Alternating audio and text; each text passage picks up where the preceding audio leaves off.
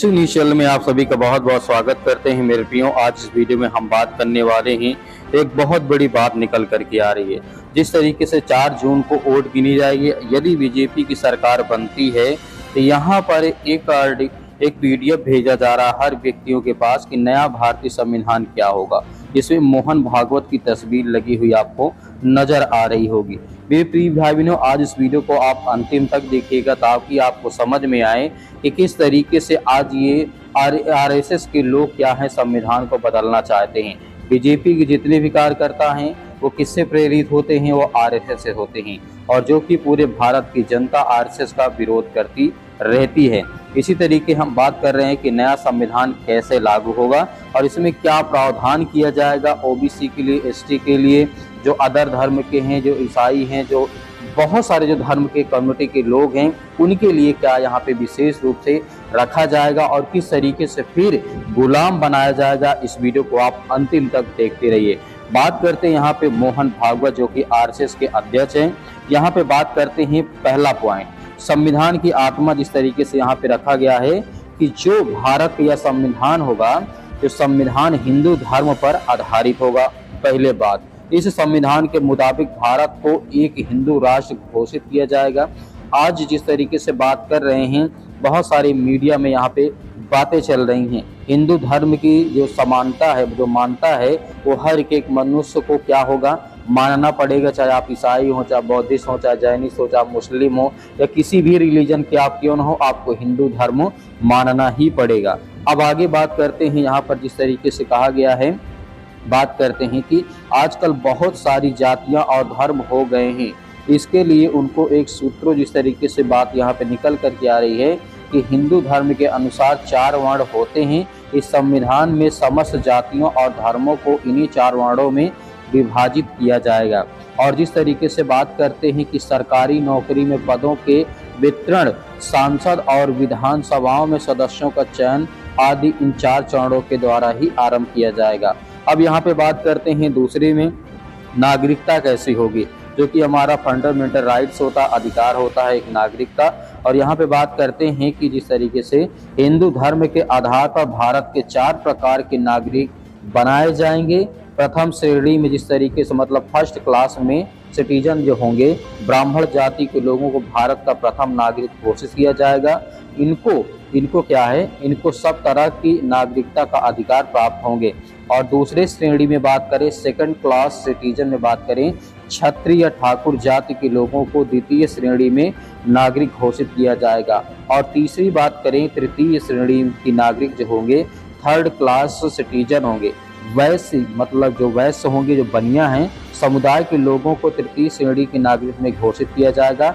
और जो चतुर्थ मतलब श्रेणी के नागरिक होंगे, फोर्थ क्लास सिटीजन होंगे, उनको इन अन्य सभी जाति एवं धर्मों के लोगों को चतुर्थ श्रेणी में रखा जाएगा, नागरिक घोषित किया जाएगा। इन सब को शूद्र नाम से ही पुकारा जाएगा। इनमें बौद्ध, जैन, सिख, ईसाई, पारसी, मुसलमान आदि ओबीसी, एससी, एसटी जितने भी लोग हैं, इनको सम्मिलित किया जाएगा। अब आगे बात करते हैं, यहाँ पे जिस तरीके से बात हम कर रहे हैं कि बहुत सारी यहाँ पे बातें निकल कर के आ रही, जैसे किए जाएंगे। इनमें अनुसूचित जाति के होंगे, अनुसूचित जाति के होंगे, सूचित जाति के होंगे, पिछड़ी जाति के लोग जैसे हों यादव, जाट, गुज्जर, कुर्मी, कुम्हार, नाई आदि शामिल किए जाएंगे। अन्य जातियों को किसी वर्ण में नहीं, जैसे कि कास्थक हो गए, पंजाबी हो गए आदि, इनको भी शूद्र वर्णों में शामिल किया जाएगा।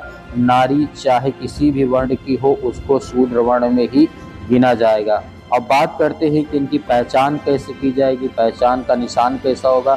हर एक वर्ण के व्यक्ति के माथे पर उसके वर्ण का नाम जो हो गई गोदना होता है, जो टैटू होता है वो गोदा जाएगा।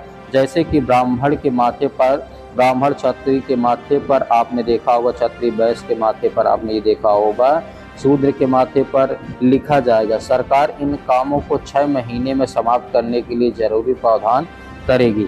अब आगे बात करते हैं, जिस तरीके से राष्ट्रपति, प्रधानमंत्री या फिर सांसद या विधानसभा, इस तरीके से यहाँ पे हम बात करते हैं, हिंदुस्तान के राष्ट्रपति, प्रधानमंत्री, मंत्री, राज्यों के मुख्यमंत्री एवं मंत्री, सभी सांसद सदस्य, विधानसभा के सदस्य ब्राह्मण ही होंगे। यहाँ पर और कोई जाति का नहीं होगा व्यक्ति, न मुख्यमंत्री, न प्रधानमंत्री, न राष्ट्रपति, न सांसद, न विधायक, कोई नहीं होगा। वर्तमान में प्रधानमंत्री जो शूद्र वर्ण से आते हैं इस संविधान को लागू कराने के बाद अपने पद से इस्तीफा देंगे और अपने वर्ण के अनुसार काम करेंगे। यहाँ पर बात की जा रही नरेंद्र मोदी की, क्योंकि नरेंद्र मोदी क्या हैं, ओबीसी से हैं। इसी प्रकार हिंदुस्तान के गृह मंत्री जो कि वैश्य वर्ण से आते हैं, वे भी अपने पद से इस्तीफा देकर के अपने वर्ण के अनुसार काम करेंगे। इस तरीके से अब बात करते हैं फोर्थ में क्या होगा। वोट का अधिकार केवल ब्राह्मण, क्षत्रिय, वैश्य को वोट देने का अधिकार होगा। शूद्र और नारी को वोट देने का अधिकार नहीं होगा। अब यहाँ पे हम बात करते हैं जिस तरीके से शिक्षा पर बात करते हैं, शिक्षा कैसा होगा। ब्राह्मण को किसी भी स्तर की शिक्षा प्राप्त करने का अधिकार होगा, जैसे कि स्नातक हो गया और उसके बाद पीएचडी हो गया इत्यादि जितने भी कोर्स होते हैं वो ब्राह्मण करेंगे यहाँ पर। और क्षत्रिय को क्या किया गया है, क्षत्रिय केवल 10वीं पास करने का अधिकार होगा। और तीसरी बात क्या है, जो बनिया लोग हैं, वैश्य लोग हैं, केवल उनको 5वीं पास करने का अधिकार होगा। और जो चौथे श्रेणी में आते हैं शूद्र स्त्री को कोई भी शिक्षा प्राप्त करने का अधिकार नहीं होगा, जिसमें से हर एक जाति के लोग आ जाते हैं। और यहीं पे बात करते हैं अब जिस तरीके से छठे नंबर पर बोलने की स्वतंत्रता, मतलब बोलने की आज़ादी। ब्राह्मण किसी भी विषय पर कभी भी कहीं किसी भी स्थान किसी के भी खिलाफ क्या होता है, बोल सकता है। और जिस तरीके से बाकी जो 3 वर्ण के लोग हैं, ब्राह्मण के या उसके कर्मों का निर्णयों के खिलाफ एक भी शब्द नहीं बोल सकते हैं। यदि उन्होंने ऐसा किया तो उनकी जुबान काट ली जाएगी। और बात करते हैं यहाँ पर तीसरे पेज की बात करें, सजा के तौर पर क्षत्रियों की 1 इंच, वैश्यों की 2 इंच और शूद्रों की 3 इंच जुबान काट ली जाएगी। अब बात करते हैं यहाँ पर जिस तरीके से यहाँ पर बात करते हैं घूमने फिरने का अधिकार, भ्रमण करने का। हालांकि अभी जो संविधान लागू है उसमें आप भारत के किसी भी हिस्से में जा करके घूम सकते हैं, बोल सकते हैं, बैठ सकते हैं, भ्रमण कर सकते हैं। अब यही बात कर रहे हैं कि फर्स्ट बात यहाँ पे निकले घूमने फिरने का अधिकार में। ब्राह्मण को पूरे हिंदुस्तान में और विदेश में कहीं भी घूमने का अधिकार होगा, जिसका खर्च वैश्य समाज के व्यक्ति को वहन करना होगा, मतलब उठाना पड़ेगा। और बात करते हैं जो 3 अन्य वर्णों के लोग हैं केवल हिंदुस्तान में ही भ्रमण कर सकते हैं, उनको विदेश में जाने की अनुमति नहीं होगी। अगर कोई रिश्तेदार कहीं विदेश में रहता है तो उसको हिंदुस्तान में वापस लाने की अनुमति नहीं होगी। इससे विदेशी जो सभ्यता है भारत में नहीं आने पाएगी। बहुत सारी यहाँ पे बातें कही जा रही है। और जिस तरीके से बात कही जाए तीसरे में, हवाई जहाज से केवल ब्राह्मण ही सफ़र करेंगे, क्षत्रिय रेलगाड़ी से सफ़र करेंगे, वैश्य बस से सफ़र करेंगे, शूद्र साइकिल से या तांगे से सफ़र करेंगे। ब्राह्मण की यात्रा का खर्चा पूरा खर्चा कौन उठाएगा, बनिया लोग उठाएंगे, मतलब वैश्य लोग उठाएंगे। अब यहाँ पर बात करते हैं जिस तरीके से 8वें पॉइंट पे सूचना का अधिकार किसे दिया जाएगा। तो सूचना का अधिकार, आपके पास मोबाइल है, इंटरनेट अभी जो आप प्रयोग कर रहे हैं, यदि ये संविधान लागू होता है तो यहाँ पे देखने को मिलता है मोबाइल और इंटरनेट का प्रयोग केवल ब्राह्मण ही करेंगे, बाकी अन्य वर्ण के लोग केवल टेलीविज़न को ही देखेंगे या देख सकेंगे। और यहाँ पर बात करते हैं संपत्ति का अधिकार। 9वें पेज में क्या होगा, संपत्ति का अधिकार। ब्राह्मण चाहे जहाँ रह सकता है, अगर उसको किसी भी घर पसंद आता है तो वहाँ पर बिना किसी किराया दिए जब तक चाहे वो तब तक रह सकता है। इस दौरान ब्राह्मण के खाने पीने की व्यवस्था मकान मालिक खुद करना पड़ेगा, उसे वो करेगा। अगर ब्राह्मण को कोई घर बहुत पसंद आ जाता है और वह उसको प्राप्त करने का इच्छा करता है तो मकान मालिक को वह घर ब्राह्मण को दान करना पड़ेगा। अगर ब्राह्मण को किसी भी कार या कोई वस्तु पसंद आती है तो मालिक को वह कार या वस्तु ब्राह्मण को दान में देनी पड़ेगी। अब बात करते हैं यहाँ पे 10वें पॉइंट में बात करते हैं, जो कि नया संविधान जब लागू होगा तो उसमें 10वां पेज में क्या होगा, सरकारी सेवाओं का प्रावधान क्या होगा। जो पहले नंबर पे आता है, ब्राह्मण को हर सरकारी विभाग के प्रमुख बनाया जाएगा, जैसे जिले का डीएम, एसपी, किसी भी एडवोकेट स्थान मैनेजमेंट, मतलब डायरेक्टर वगैरह, जो भी स्कूल का प्रबंधक होगा, मतलब इस तरीके का किसी भी सेना का कमांडर इत्यादि। मतलब यहाँ पर पहले स्थान पर ब्राह्मण ही होंगे और दूसरे स्थान में होंगे क्षत्रियों की भर्ती सेना में निचले पदों पर की जाएगी, जिसके वे सीमा पर खड़े होकर के देश की रक्षा करेंगे। और यहाँ पर इस तरीके से बात निकल कर के आती। तो मेरे प्रिय भाई बहन, जिस तरीके से आप यहाँ पर देख रहे हैं, और न्याय की व्यवस्था कैसी होगी, न्याय जिस तरीके से बात करें, न्याय व्यवस्था की पूरी तरह से ब्राह्मणों के अधीन रहेगी। सुप्रीम कोर्ट से लेकर डिस्ट्रिक्ट कोर्ट के सभी जज ब्राह्मण होंगे। आजकल वैश्य समाज के भी कई लोग जज बन गए हैं और उन्होंने न्याय व्यवस्था को व्यापार बना दिया, इसलिए अब वो हटा दिए जाएंगे। और सजा का प्रावधान जिस तरीके से रखा गया है, यानी मर्डर का ये ब्राह्मण यदि कोई कत्ल कर देता है तो उसको किसी प्रकार की कोई भी सजा नहीं होगी और चेतावनी देकर के उसे छोड़ दिया जाएगा। क्षत्रिय यदि कोई कत्ल करता है तो उसको सजा के तौर पर उल्टा लटका दिया जाएगा, जबकि किसी की मौत होने पर, और बहुत सारी यहाँ पे बातें लिखी गई हैं। और जिस तरीके से बात करें कि यदि शूद्र समाज का कोई व्यक्ति कत्ल करता है या मर्डर करता है तो उसे फांसी लगाकर मृत्युदंड दिया जाएगा। और यदि बात करते हैं बलात्कार मतलब रेप की सजा क्या होगी, अगर ब्राह्मण किसी भी वर्ण की कोई भी लड़की विवाहित हो या अविवाहित हो पसंद उसे आ जाती है तो वह बेझिझक उसके साथ रह सकता है या संबंध बना सकता है, या तो लड़की के घर में रह सकता है या उसके अपने घर ले करके जा सकता है। वह जब तक चाहे उसके साथ रह सकता है।